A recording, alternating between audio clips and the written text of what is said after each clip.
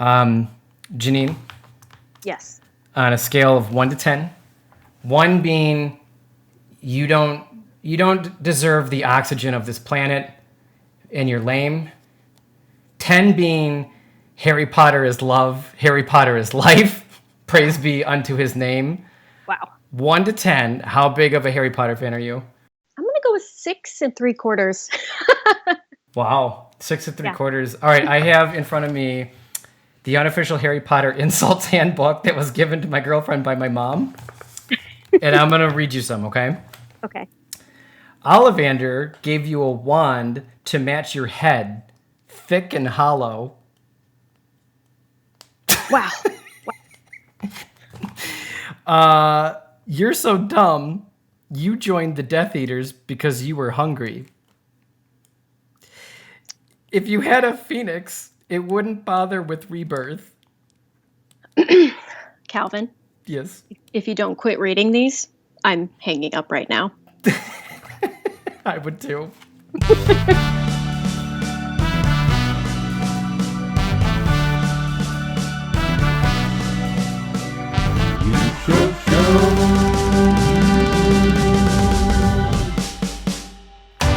Hello and welcome to the You Show Show. It is the show where you show things. I am Kelvin Lazy McMurray. I said it. I said my name this time.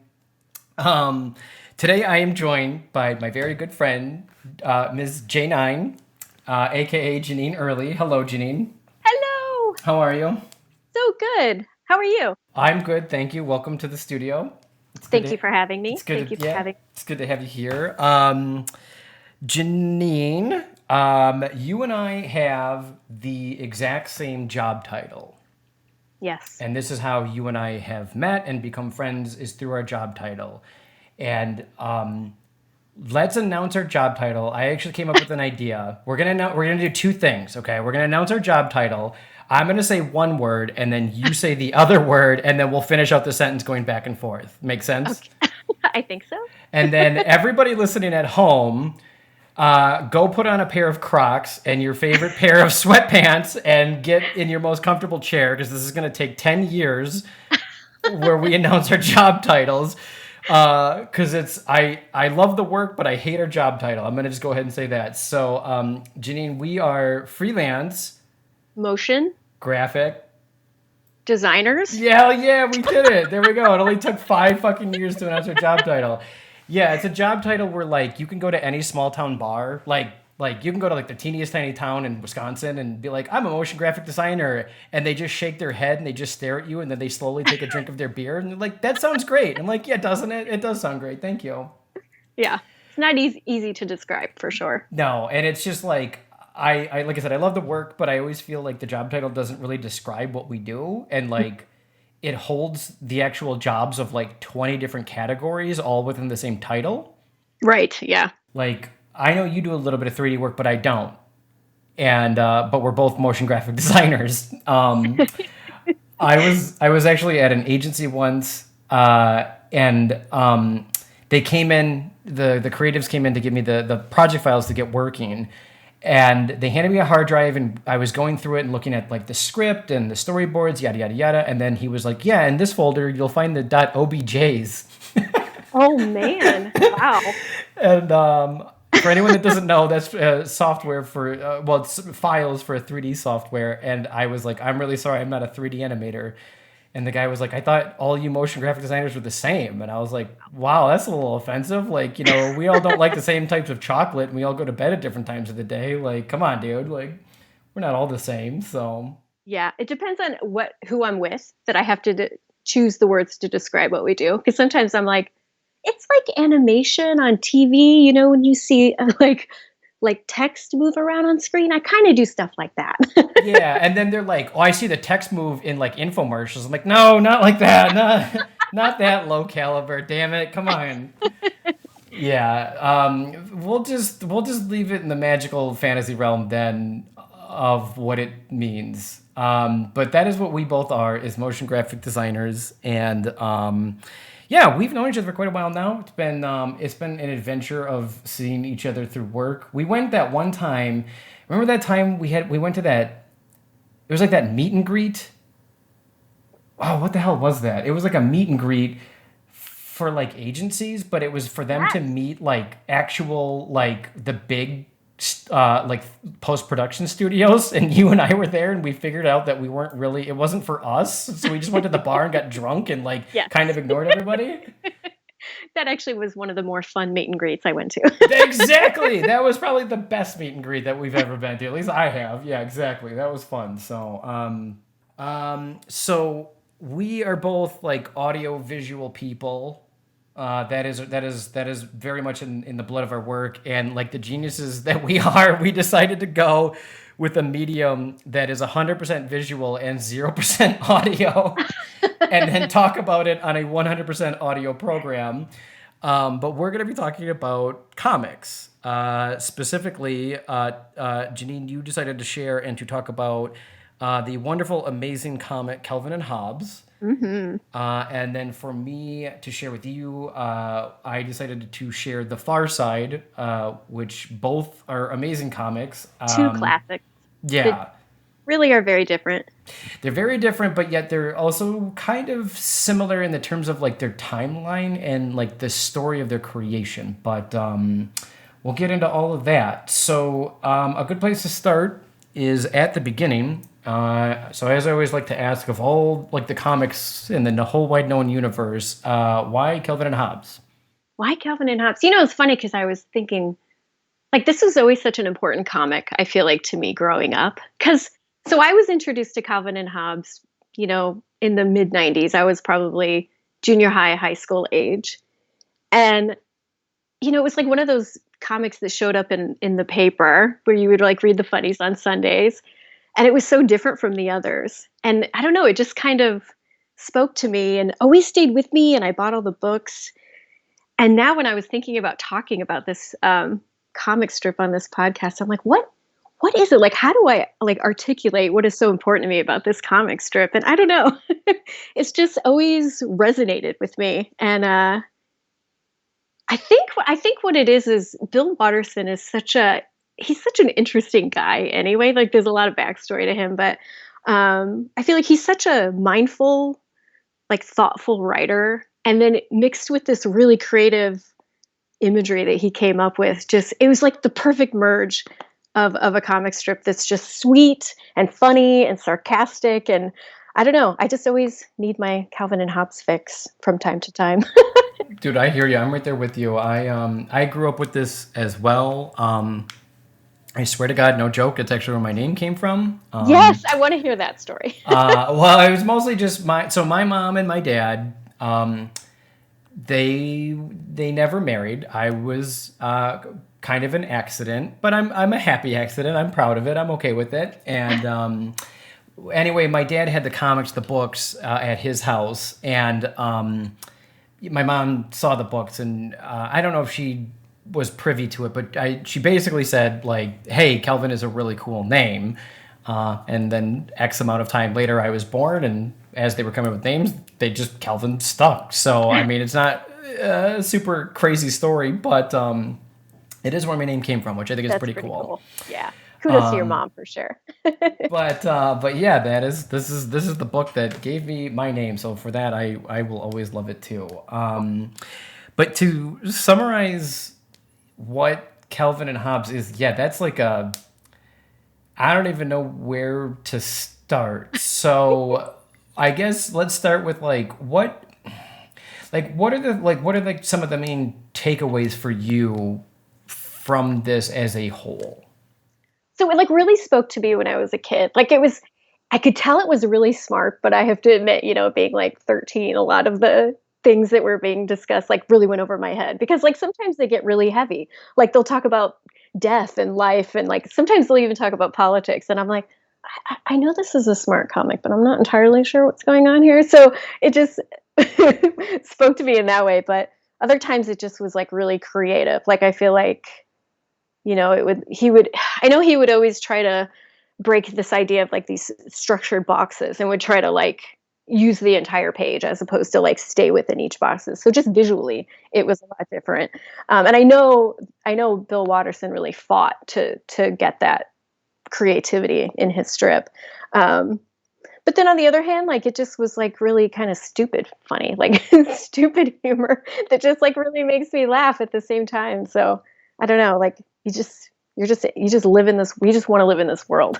And I think it's like it's interesting because yeah, it's a comic that a kid could read and laugh, because here is this little boy Kelvin who's getting tackled by his imaginary stuffed tiger friend Hobbes. And so for that, there are funny moments, and yeah, like there is some of the humor too that even now at the age of 34, like I don't get. I'm sure I could look it up and be like, oh, okay, yeah, I get it now. But at the same time too, it's just kind of like, okay, well then this one wasn't for me.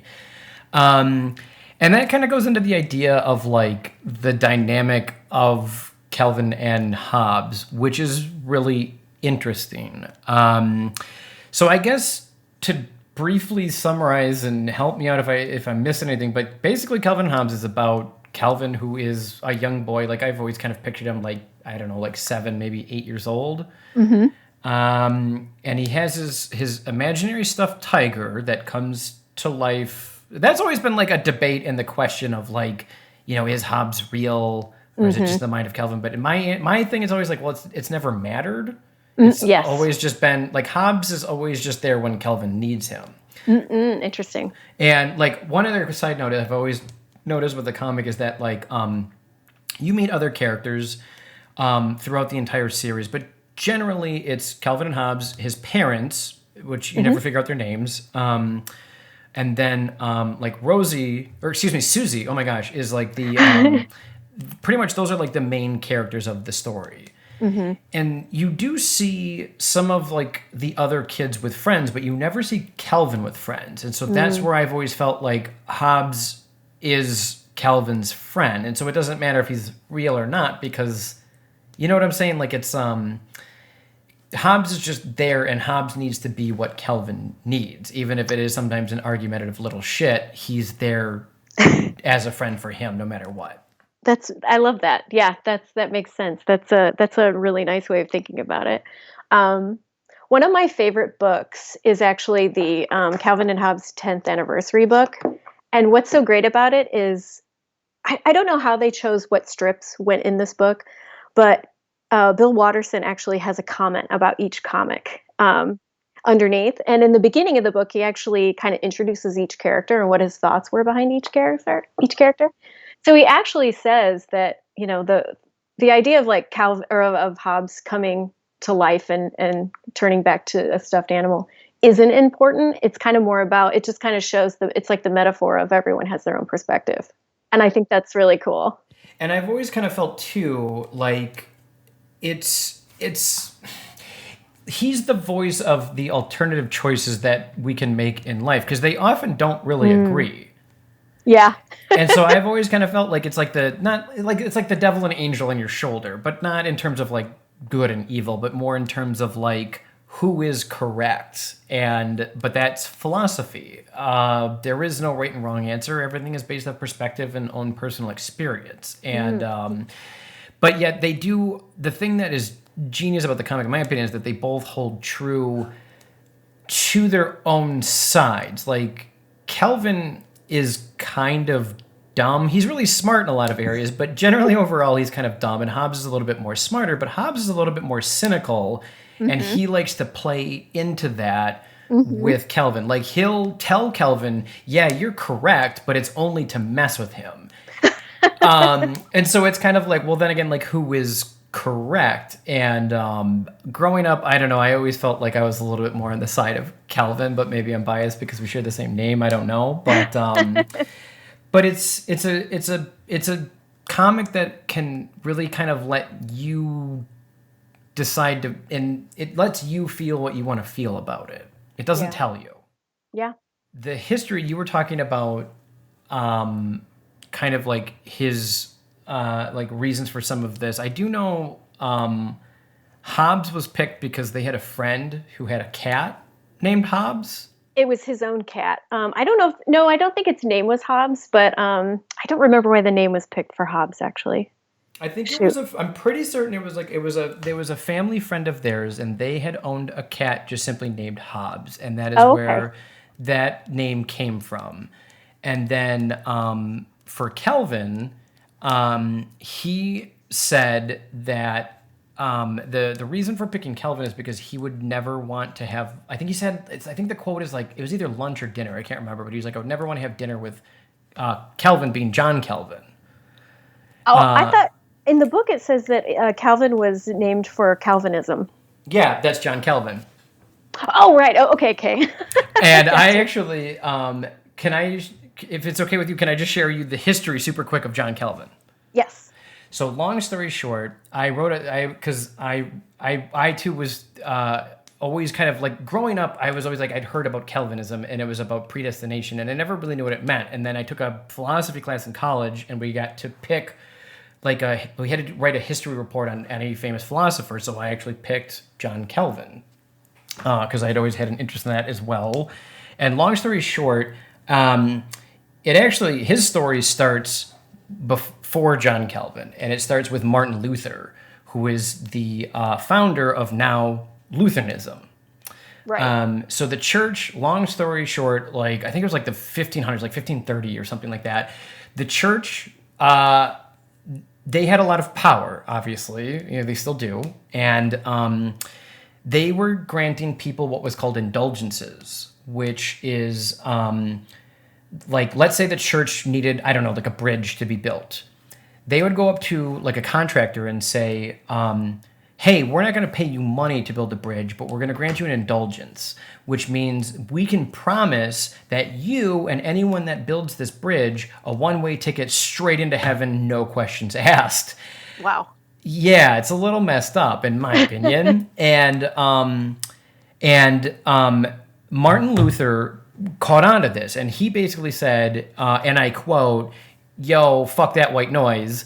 And he came up with, I think it was like the 95 theses. It was either 92 or 95. And he posted all of these things on the door of the church. He actually went up and he nailed all these different theses on the door. And it was all the things that the church was doing wrong so that people could walk by and see it. And then that began questioning the church and what they were doing. And he was basically saying, like, nobody but God can grant anyone into heaven or hell without his acceptance, not the churches here on earth. That's a mortal realm. So then that started the the Protestant Reformation, excuse me. And John Calvin got involved with that. And then he had the idea, thinking about like God and the creation of everything. And his philosophy was God created the earth and everything that we see around us, which means then he also created time. And if you have the ability to create time, you have the ability to see time infinitely. So if you are capable of knowing what's going to happen tomorrow, no questions asked, like if 100% something's going to happen tomorrow, then it's predestined. It's already happened. We're just going to live through the motion tomorrow. He went on to go be a leader. He actually got kicked out because when everyone thinks everything is predestined, crime goes up because people were like, well, there's no consequences to any of this. Interesting, yeah. So crime went up, they kicked him out, but then they actually brought him back, and then that's where he died. And he was kind of a strict ruler, but he did come up with the idea of predestination. Now, I don't think predestination comes up a little bit in Calvin and Hobbes. I'm going on a huge rabbit trail here, I'm sorry, but thank you for bearing with me. And so basically that was kind of his idea, was again saying, I would never want John Calvin, at my house for dinner. And that interesting. That's the story. That's kind of the history then of how Kelvin got his name. And so like what you were saying is, again, like the philosophy definitely goes into these comics and it's 100% showing. Mm-hmm. And so I think with that too, it's like Kelvin, again, he's a sweet kid, but like, I don't know if I would want him as my kid. I don't know. I don't have any kids, so I guess I don't have any, super relatable facts. But you know what I'm saying? Like, I don't know. I don't know. That's a good question. Yeah. Well, I kind of take it personally because I feel like the reason I relate to this comic is so much is because I kind of felt like I was a little bit like Calvin growing up. Okay. What in him did you see that you related to the most? Like, I don't know, just like his like sarcastic nature sometimes, or like, just always like kind of mischievous. Super mischievous, absolutely, for sure, 1,000,000%. Like, what can I get away with today? I always loved his rampant imagination. That was my favorite thing of Calvin, was that, like, it was okay to, see all of these things that maybe aren't there. Was always my favorite thing in him, because at the end of the day, it doesn't matter. If your best friend's a stuffed tiger, then go for it. But and that's always too. So I guess we didn't. So I guess what's Calvin and Hobbes about? But it's about Calvin. He's a young boy and he's got a stuffed tiger. The very first comic strip is Calvin is making a tuna fish sandwich. And his dad says, like, hey, what are you doing? He says, well, I'm making a tuna fish sandwich. I have a tiger trap set up in the backyard. Tigers, like, they go, I can't remember exactly the phrase, but he's like, tigers go crazy over tuna fish sandwiches and they'll do anything. They're dumb enough to do anything for a tuna fish sandwich. And then the next frame is Hobbes, and he's upside down with his foot caught in like a rope trap, and he's eating a tuna fish sandwich. And he goes, yeah, we're kind of dumb like that. And that's the start of Calvin and Hobbes. So it's even like how Hobbes got introduced in this world, we don't know. I feel like if it was kind of like a modern day comic, we would get the whole like backstory of how how Hobbes made it. And it's just like, it doesn't matter. He's here. Maybe Calvin found him. Maybe it was a gift. I don't know, but he's here now. Yeah. What are some elements and what are some characters or like comics that like stand out to you as memorable from Calvin and Hobbes? Oh, some of my favorites. Well, should I read one to you that I think is hilarious? Like one of my favorite funny ones? Please do, yes. Oh my gosh, hold on, I'm going to flip to it. Because I just got my book here. Let's see. Okay, this is my all-time favorite. So it's like four boxes, and he's with Susie, and they're eating lunch together. And Calvin says, hi, Susie, guess what I bought for lunch? And she puts her hands up and she's like, no, go sit by someone else. Okay. You always say you have something revolting and I don't want to hear about it. And he brings up a sandwich out of his bag and he says, gee whiz, what's wrong with you? Lunch is peanut butter. What's so disgusting about that? So she just kind of goes back to her sandwich. She's like, well, glad that one day out of the year you decide to be civil. And he holds up a thermos very proudly. He's like, it's my dessert that's gross. A thermos full of phlegm. Like that just catches me every time because I don't expect it. It's just disgusting. Well, like poor Susie Durkins. She's always at the end of the stick of Calvin's ideas.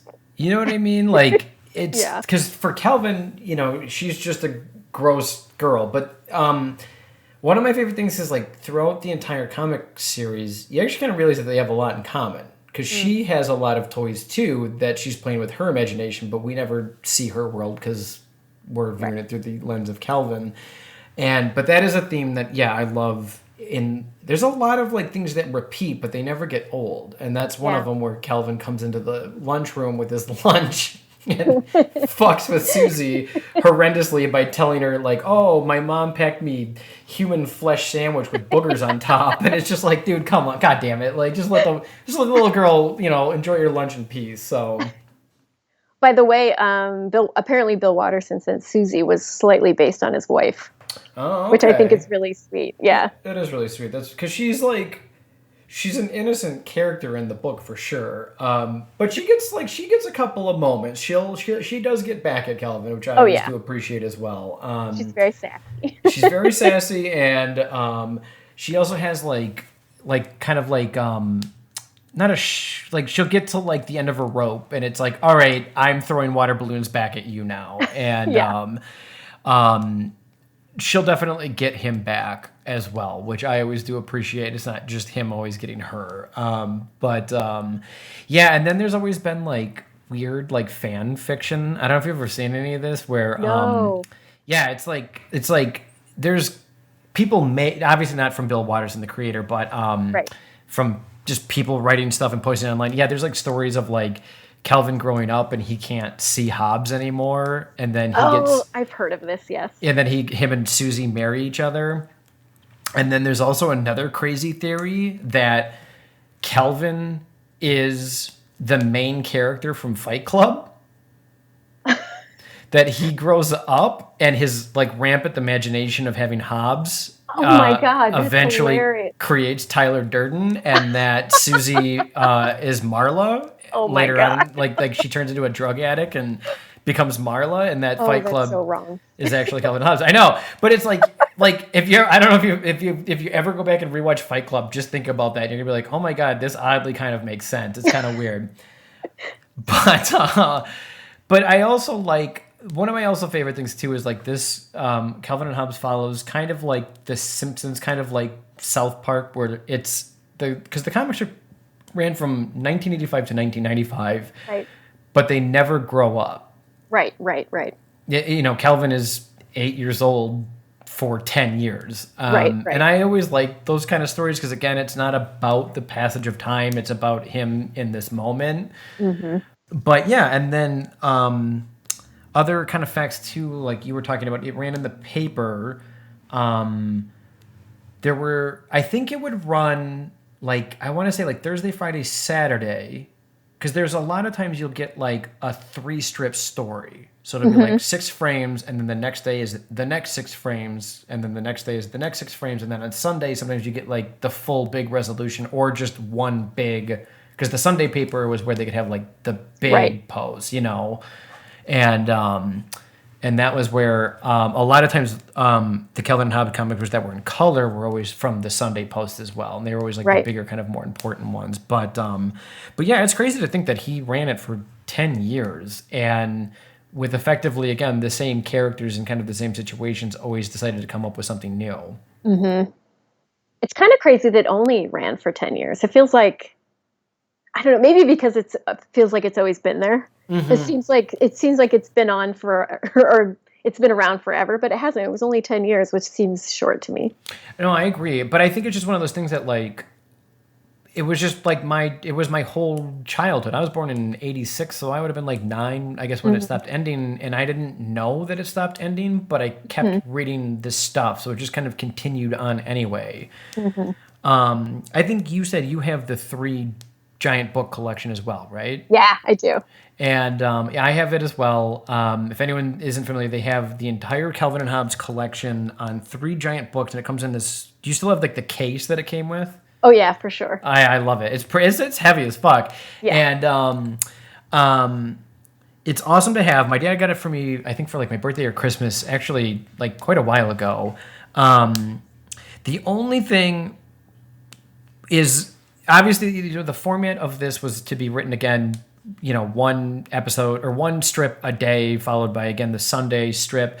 So like reading it for more than like 30 minutes, I don't know about you, but for me it's kind of like, all right, I'm good. Like, no, yeah, I think it's only, I don't think you're meant to like sit for a day and read all the books. Yeah. No, but it's like if you grab one of the giant books and leave it out, and like while, you know, we're waiting for like a producer to give us feedback, then yeah, just read a couple of pages and you're set, and then go back to your work, and then the next day read a few more. It's definitely not something that like you can binge read. No. And same with The Far Side, which is the comic that we'll get into in our next episode. But it is memorable. What are some of the things in the show that like are worth talking about? Like I can think about. Oh my gosh! One of the things that Calvin and Hobbes do after a while is they have the box.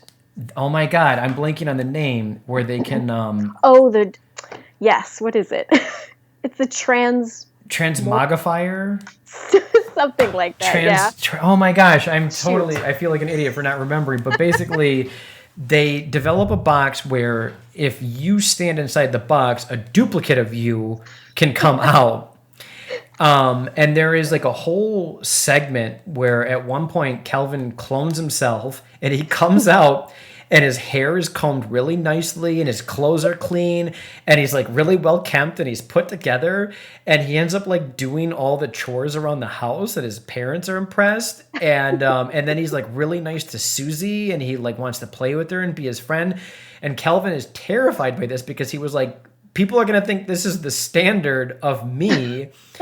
And he goes out of his way to effectively get this person, this other imitation Kelvin, back into the box so they can like unwarp him from reality. But my favorite thing in that is, again, is never what's shown. But I like this idea of Kelvin actually combing his hair, being clean, and going out and doing these chores so he can make this situation in his mind a reality. You know what I mean? Yes. Like, Yes. oh my God. And so that's kind of one of the beauties of this comic is, again, like sometimes the things that you don't see that can make a lot of the humor of this, of thinking about a little boy doing this, sometimes is hilarious. Yeah, and totally seeing it through his eyes. So like he really did duplicate himself like several times. So there's like a room full of Calvins. Like that's amazing. um I think one of my other favorite ones, I'm going to go to it real quick. If you're in the book, it's page 195. I have book number 2 open right now. I just grabbed one randomly. I'm actually pulling from the 10th anniversary, which is frankly, it's like the book I read the most because I love to read the little snippets from Watterson while I'm reading these. Oh, that's cool. I don't think I have that one. So Oh, you should get it. Okay. It's really nice just to read like what he meant by this comic, or like what he was thinking, or sometimes he'll just say what he liked most about it or something. So there's this one comic that is one of my favorites where so his dad is sitting in a chair and Calvin just kind of comes up to him and he puts his hands up and he says Kazam, and then all of a sudden his dad changes into like what looks like a slug like fiction, or like a slug bug or something giant reading a book. And his dad just kind of looks at him and says, quiet. And then Calvin says, Kazam! And he does it again. And like all of a sudden, all the furniture turns into like monsters. And then he does it to his mom. And then his mom just says, Calvin, if you can't find something to do, I'll find something for you to do.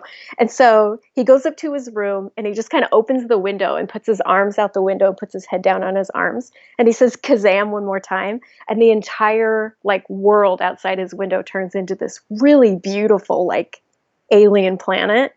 And like Watterson just did such a good job at like drawing this beautiful landscape that I'm like, he just like with one word just changed his entire landscape on how the whole world looks. And it's just beautiful the way it's laid out, and it's just so creative. And I don't know, when I was a kid, this was the kind of stuff I could not get enough of. Like other people were like seeing this put on page, what was in my head was just amazing. Yeah, there's like a lot of like he does a lot of like insectoid bug creatures. Yes. One of the another amazing dynamics of Kelvin is like the Spaceman Spiff adventures. Yeah. Yeah. Where he's in this lone cruiser spaceship, and it always, almost every Spaceman Spiff is him crash landing on a planet. And then, yeah, there's always like a bug insectoid creature that he has to fight off. And then even funnier, too, is that a lot of times that like bug insectoid creature is his teacher. Of his school, and it makes some of like the greatest humor because like it'll kind of snap back into reality while we're still in that world where like then this bug-like creature's like, Calvin, what's the answer to 43? And then you're like, what? And then the next frame it's his teacher being like, Calvin, what's the answer to 43? And oh my God, it's hilarious. But yeah, those like I know what you're talking about where too it's like the world, when you get to see the world that Kelvin's seen too, is like something that's like super magical. It's super fun because it's straight out of a kid. You know what I mean? Like it's not glorified to be what it would actually be. It's just straight up how a little 8-year-old boy would see it, which then other kids can resonate with. So a lot of like Absolutely. Dinosaurs, lots of insects and like monsters, but all things that if anyone grew up playing outside definitely had to deal with at some point or another. So another one of my favorites, I'm going to pull it up real quick. So I think everyone, if you ever read this comic and you were into it, can remember the one where Calvin loses Hobbes, which is just a terrifying concept. It goes on for a long time, so I'm not going to read them all, but like it's just basically he says like he just comes in screaming and says that a dog knocked him down and stole Hobbes, and he's just crying throughout this entire thing. But I think what really gets to me is it's the passage where he's in his bedroom and he's just kind of wondering where he is, and he opens up the window and screams, "Whatever it was I did, I'm sorry already." Like I think as a kid we've lost toys or something like that, and the pain of like losing that is it's real and like really feel that. And the idea of like Calvin being without Hobbes is like, well, then this comic is just over. Yeah, Like there's no exactly. more Yeah. comics. So it's terrifying. And then of course he finds Hobbes because Susie finds Hobbes, and then like you just find Hobbes having having a delightful tea with Susie. Yeah, he's like sitting down with the dolls. Yeah, Yep. that's right. And then I think doesn't yeah, Calvin at one point he's like, "You traitor!" Like Yeah. you went to the other side. How could you? And I Yes. think one of those things too where like Hobbes was actually kind of enjoying it. Like he was getting free tea and like cake out of the deal. So um I also I always like some of the ones that have voiced it out to me is where Calvin like proclaims his genius. Which I've always loved. There was one where they're waiting for the bus stop, and Calvin's like, why should I have to go to school? Like, I'm the smartest person I know. I don't even need education. Like, I'm gonna be set in life no matter what happens. Like, I'm gonna do great. And Hobbes looked at him and goes, "Is that why you have two legs and one pant hole?" And it's just like, yeah, Hobbes is always there as just kind of this little cynical reminder of like, no, dude, sometimes you're not exactly what you think you are. So I randomly flipped open one. There's one, Calvin says, "People don't understand me. They don't realize I'm a card-carrying genius." And Hobbes goes, "You have a card?" He goes, "Oh, absolutely. See, it says Calvin, certified genius." And Hobbes goes, How? Or no, goes, "Wow, you have a certificate?" "Well, not really, but no one ever checks those things. I just say it's at the frame shop." He goes, "Pretty smart." He goes, "I'm a genius." He goes, "How did you emboss this card without a screwdriver?" And it's just, again, sometimes like there's just these little moments, but like there are some moments where like you were saying they connect into a bigger story. But then there's some too where like they're not funny at all. Like you were talking Right. about, Calvin laying in bed saying like, "Whatever I did, I'm sorry," and it ends with like, "Oh damn," like, and I think that's really kind of unique because a lot of times those like I don't even know if they make funnies in the newspaper anymore. I don't even know. I doubt it. I don't know either. I don't get newspapers. I do all my Right. reading online Exactly. now, so I'm sure they don't. Which is, I guess, now thinking about it, kind of sad. But most of those comics were always like funny, funny, funny, no matter Hmm. what. Right. Like the Far Side was always funny. It was never heartfelt and somber. I was never. I don't. Were you ever a fan of Garfield? I never really liked Garfield. I read it. I don't know if you could say I was a fan, but you just read it because Same. yeah.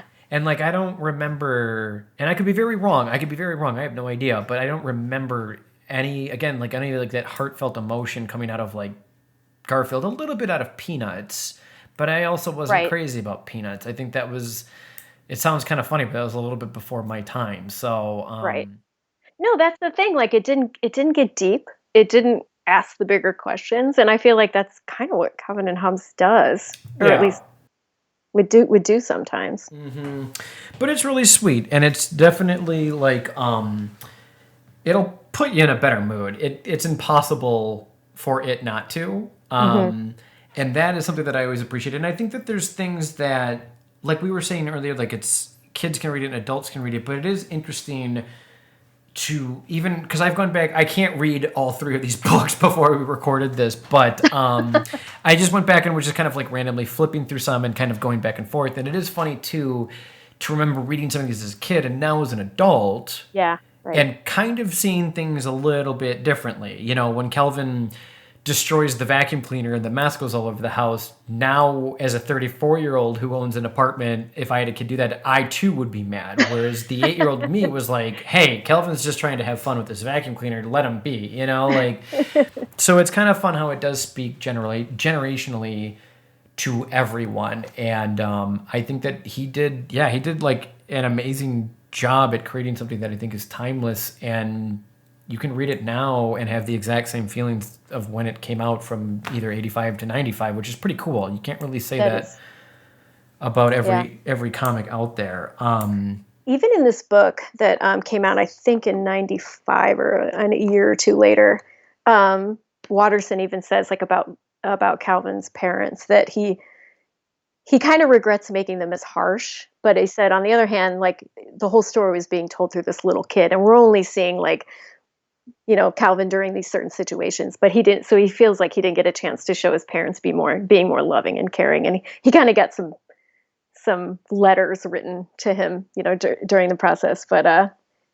So even back then, he was like, oh, maybe the parents were a little bit harsh. Yeah, but you could also then even argue too, though, that like sometimes that's just what kids see of their parents, and it's Right. not until you're older where you're like, oh, yeah, I understand why you stopped me from putting that fork in the outlet now. Like I kind of get that. I understand that now. So The freak out was warranted, I guess. yeah, exactly. And I think that like he does a great job at sticking through the lens of Calvin though, and I think to be an adult writing for a child that can't particularly be easy because we all kind of forget childhood. We all lose it. I don't go outside and just run in circles anymore, unless I've been drinking heavily. But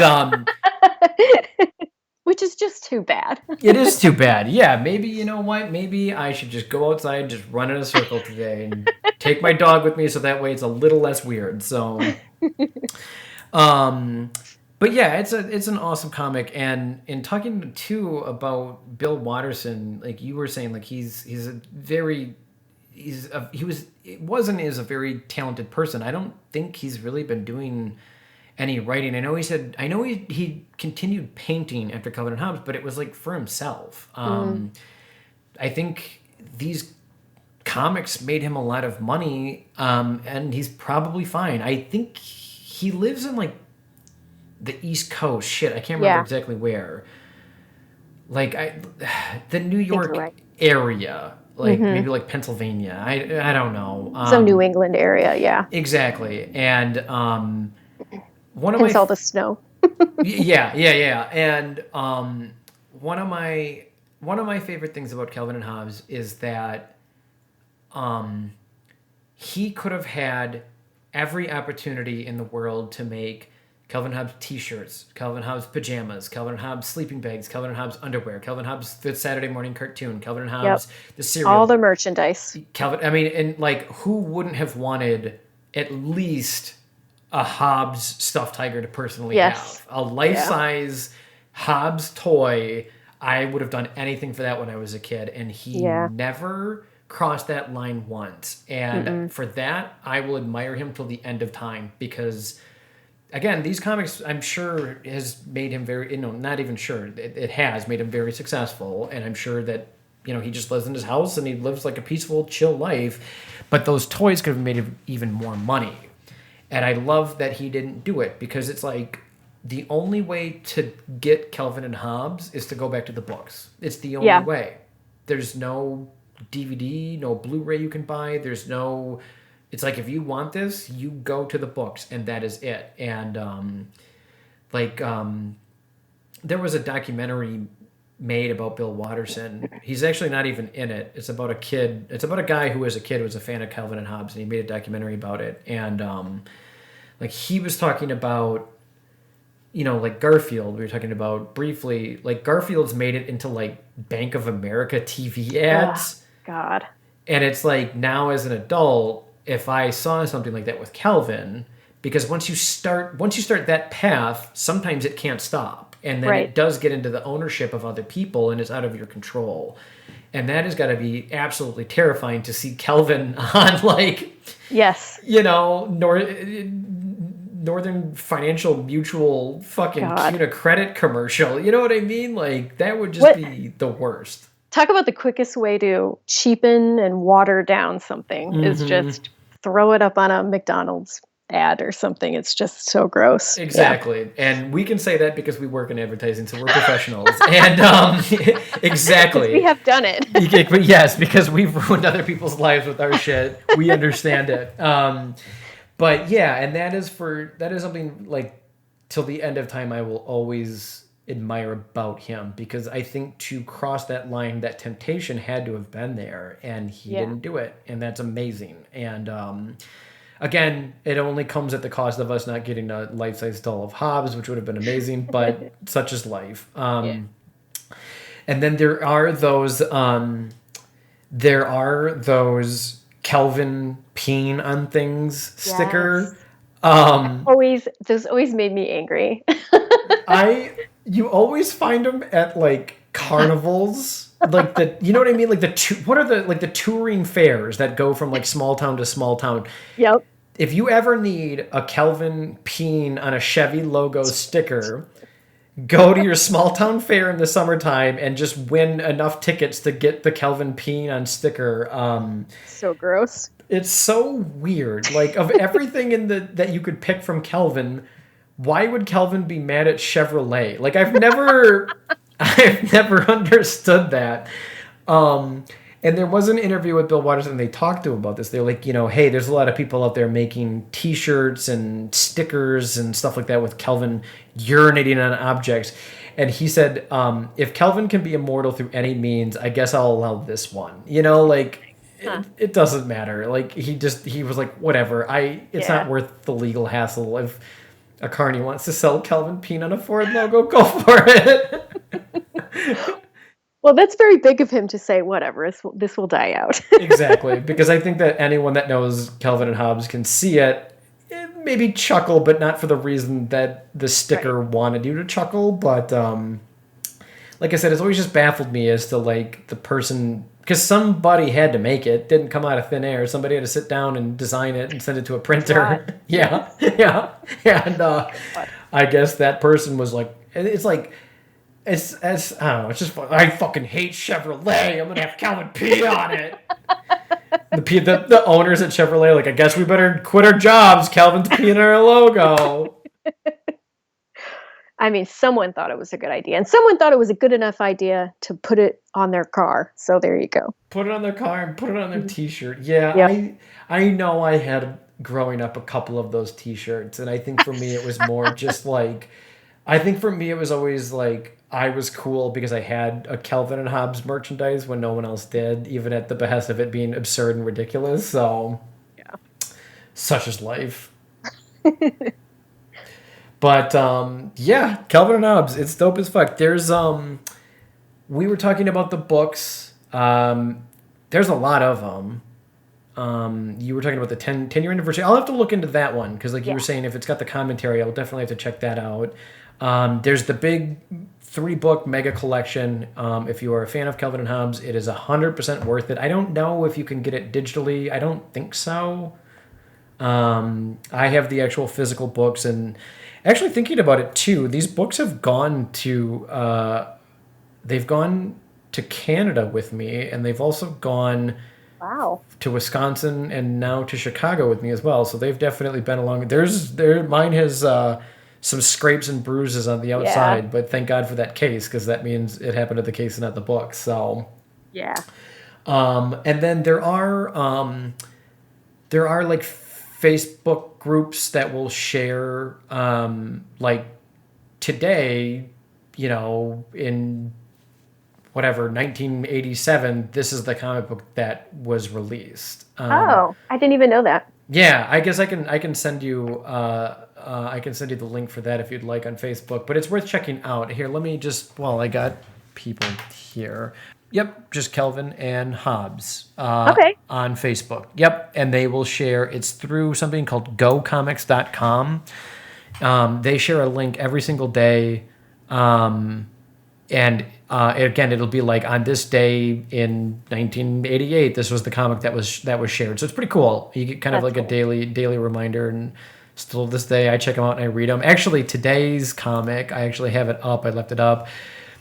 Susie is playing with a stuffed rabbit. She says, "Uh-oh, here comes Kelvin," which is already funny.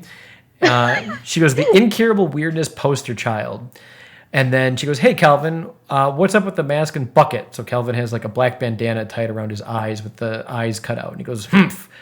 And he goes, "This is a poem. Please do what you're told. And here is a bucket of water, ice cold. Please take this water and dump it on me. Don't hesitate. Do it. ASAP." And then Susie stares at him, and his eyes are closed, kind of ready for this bucket of water to be poured at him. And then Susie gets this super evil grin on her face, and Kelvin gets this insanely worried look on his face. And then you see the next frame, Kelvin's walking back with the bucket of water on his head dripping wet. And he says to Hobbes, who is got a flag, and he's in like a potato sack. And Calvin said, just wait till you touch the Pernicious poem place. Ooh, you'll be sorry then. And then Hobbes goes, I love playing Calvin Ball. This is a bag flag zone. Calvin Ball was another thing that they used to do where there was like dares and challenges. But see, like this is what we were talking about earlier. I don't know Pernicious? I guess I don't even know what this word means. I'm going to look it up. Fuck it. We're doing this live. I don't even care. That's the thing. Like, it would, like, throw these giant words in there, and I'm, like, 13. I'm like, I have no idea what this comic is trying to tell me, but it seems smart. Pernicious. Pernicious. Wow, there we go. Intelligence level 10. 10 out of 10 right here.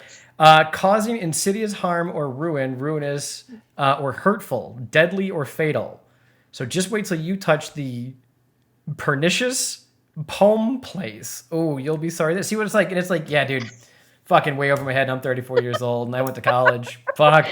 I'm fucked. I'm ruined. But then it's like, it's funny. In another 10. Exactly. But then it's just funny because it's like, so Calvin Ball was a thing that Calvin and Hobbes used to do where it was always like basically like a series of challenges that were completely absurd. And they usually kind of always stacked in Hobbes' favor to effectively embarrass Calvin. And it worked every single time. So that's awesome. But yeah, that's Calvin and Hobbes. And I feel like we have to talk about the very last one, which I don't have up, but I kind of remember it. Here, give me 1 second. Let me get it out. Are you pulling it up in the big book? Yeah, give me 1 second. The Calvin and Hobbes Bible. The Calvin and Hobbes Bible. Like here, I'll over exaggerate the sound effects. Be like, ugh! There we go. Because to me, it's actually it's the most important one. Agreed. Yeah. Do you have it up, or do you want me to do it? Go ahead. Okay. The very last Calvin and Hobbes comic book is hard to explain, and I am not going to do it any justice, and I don't think anybody can. It's something that you really got to kind of see on your own, but it's one of the elements, one of the things we were talking about, like Calvin and Hobbes always do things, and one of the things is sledding. That's always a big deal with Calvin and Hobbes, is sledding and their adventures that they go on while sledding. So they're out in the middle of the woods. Calvin is leading Hobbes. Hobbes is carrying the sled. Calvin says, wow, it really snowed last night. Isn't it wonderful? And Hobbes says, everything familiar has disappeared. The new world looks brand new. Calvin says, a new year, a fresh, clean start. Hobbes, it's like having a big white sheet of paper to draw on, which is funny that a comic is saying this. That's one of the reasons I love it. Yeah. And Calvin says, a day full of possibilities. It's a magical world, Hobbes, old buddy. And the very last frame is them going down this hill, and it looks actually, I've always kind of interpreted that they're actually like above air, like they just went off of like a huge hump and they're like airborne. And Calvin says, let's go exploring. And that is the last comic of Calvin and Hobbes. And like, if you go through these books and you make it to that point and you don't get a little tear in your eye, you might not be human, because I don't know what is wrong with you to not feel those feels. But it's my favorite one. Like I had it as my Facebook banner profile thing for like the longest time, because it meant a lot to me, as I'm sure a lot of other fans out there as well. One thing that Watterson did say about the last one is he likes to think that they're still out there doing things, but he's just not recording it anymore. Yeah. And not documenting it. So I don't know. I love that.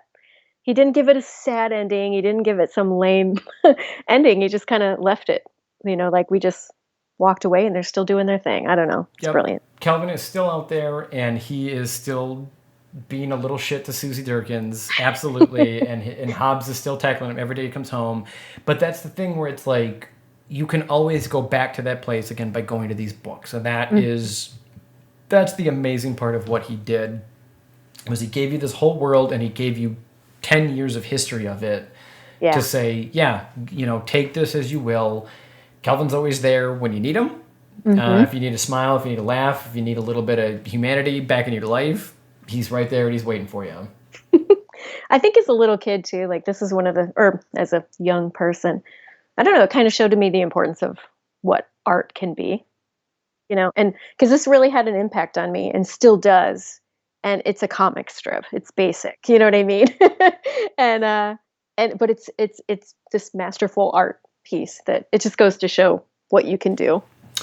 I think it's also like, it definitely inspired me as well. Like again, in terms of like drawing and thinking of letting your imagination run, which I would imagine you and I are both in a creative field, so I would imagine we had that as kids. That you don't really fall into our job. You kind of seek it out a little bit. Yeah.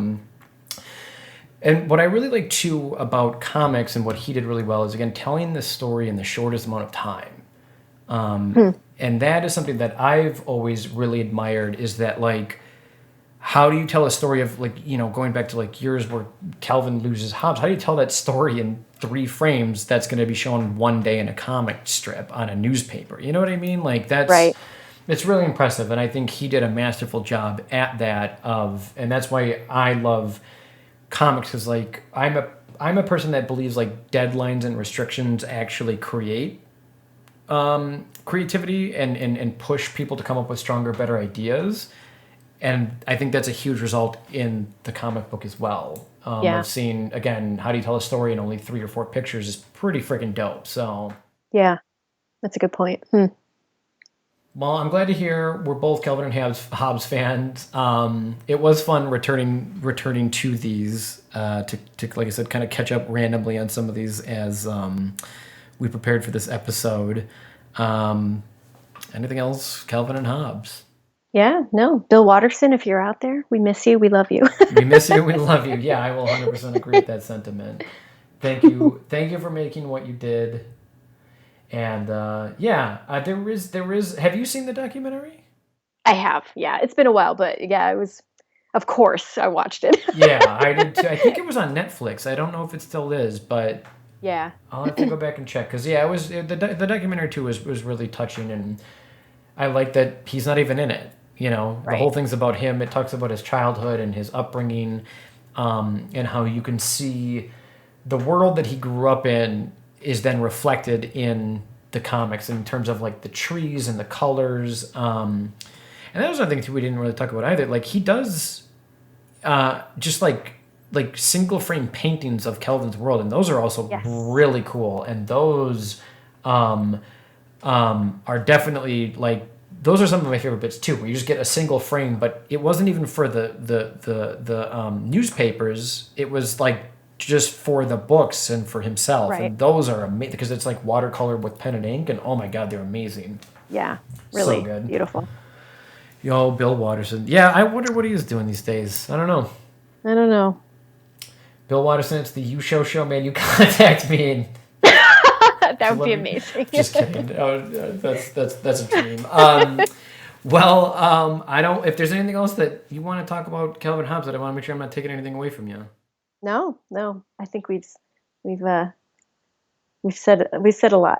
If you've never seen Calvin and Hobbes, seriously, please, you can find it. There are ways to find it online for free. It's definitely worth your time to check it out, explore it. I recommend it. Jenine, I think you recommend it. 10 out of 10, totally worth your time. Super adorable, super amazing comic. Totally worth all of your time to check it out and research and investigate it. So, Yeah. Well, thank you for being here today, Jenine. I do appreciate it. Yeah, this was fun. And we will be back next week to talk about The Far Side, another great, and that one is way more bizarre comic than Calvin and Hobbes. Calvin and Hobbes is heartfelt. The Far Side is bizarre and weird and strange, which is why I like it. So, all right, everybody, I still don't know how to end this. So, bye. Bye. Bye.